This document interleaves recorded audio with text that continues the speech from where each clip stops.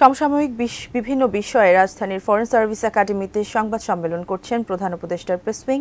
আমরা সরাসরি সেখানে যুক্ত হচ্ছি।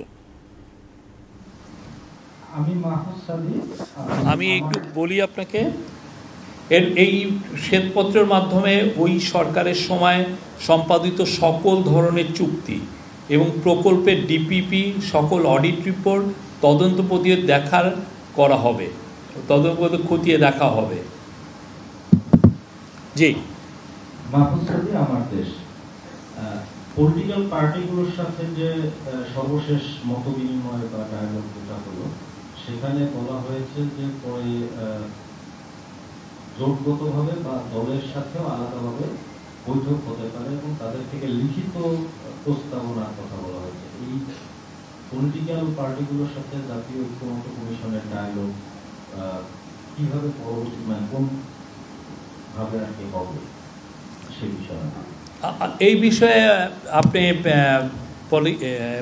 কনসেনসাস কমিশনের সাথে কথা বলতে পারেন। বাট আমাদের যেটা ধারণা সেটা তারা এটার উপরে যে কিভাবে ডায়ালগটা হবে সেটার আউটলাইন ওরা খুব শীঘ্রই দিবেন। আপনারা তাদের সাথে কন্ট্যাক্ট মেনটেন করবেন যে ওনারা এটার উপরে সবাইকে জানাবেন। অ্যান্টিব্যাকটেরিয়াল অ্যাডিটিভ যুক্ত সেরা ওয়াটার ট্যাঙ্ক বিশুদ্ধ পানিতে ব্যাকটেরিয়া জন্মাতে দেয় না। না, আপনি জানেন যে ইউএইর ইকোনমি তো খুব ভালোভাবে গ্রো করছে, তো ওদের বাংলাদেশের থেকে ওয়ার্কার নেওয়ার একটা ডিমান্ড অলরেডি আছেই। তো আমরা আশা করছি যে আমাদের সাথে যে টক্সগুলো ফ্রুটফুল হলে এটার দুয়ারটা খুলবে। বাট এখনও টক্সটা চলছে এবং আমি বলবো যে টক্সটা যেটা কথাবার্তা হচ্ছে এটা একটা পজিটিভ ডিরেকশনে আছে। এই জিনিসটা তো পুরোপুরি তলানিতে চলে গেছিলো, এইটা নিয়ে কোনো কথাই হতো না। এবং এই ক্ষেত্রে দেখা যাচ্ছে যে আমাদের যারা এসেনশিয়াল লোক যারা ওইখানে যায় তারা অনেক ক্ষেত্রে ভিসা পাচ্ছিলেন না। এই অবস্থা এতটা খারাপ পর্যায়ে চলে গেছিলো। আমরা সেই জায়গার থেকে রিটার্ন করেছি।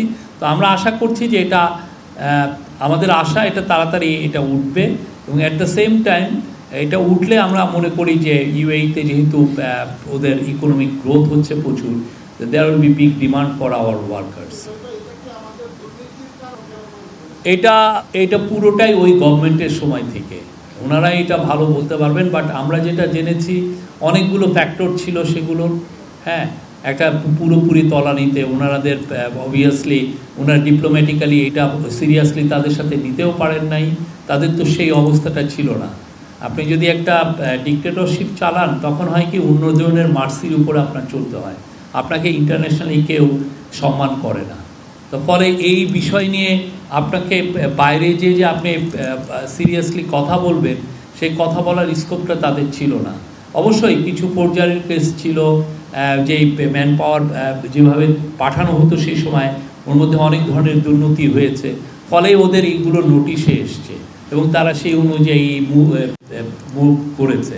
কিন্তু কথা হচ্ছে যে এটা হলে আপনি তো আপনার তরফ থেকে তো আপনি তো সিরিয়াসলি মুভ নিয়ে এটাকে যাতে না হয়, আমাদের উপর যাতে রেস্ট্রিকশন না আসে সেই বিষয়ে তো আপনি মুভ নেবেন, আপনি তো এটা কাজ করবেন, এটা আপনার নৈতিক দায়িত্ব।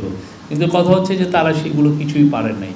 প্রফেসর ইউনূস এই ওয়ার্ল্ড গভর্নমেন্ট সামিটকে সামনে রেখে মূল উদ্দেশ্য হচ্ছে যে আমাদের এই বিষয়টা যেভাবেই হোক এই দুয়ারটা আমাদের খুলতে হবে।